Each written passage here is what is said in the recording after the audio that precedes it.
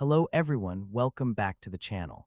In this video, I'll show you how to plan business meetings with Dola AI in 2026.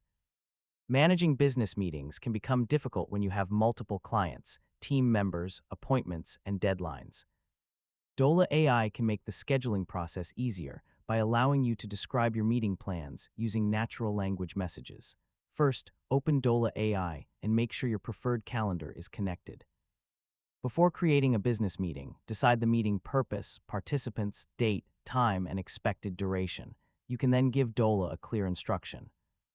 For example, you could say, schedule a client meeting with David on Thursday at 11 a.m. for 1 hour.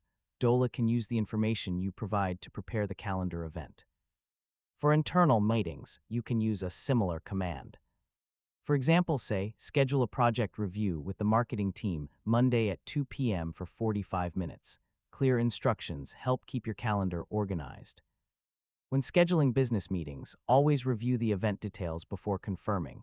Check the meeting title, date, time, duration, participants, and time zone. Time zones are especially important if you work with clients or colleagues in different countries. Make sure everyone understands the correct meeting time in their local time zone.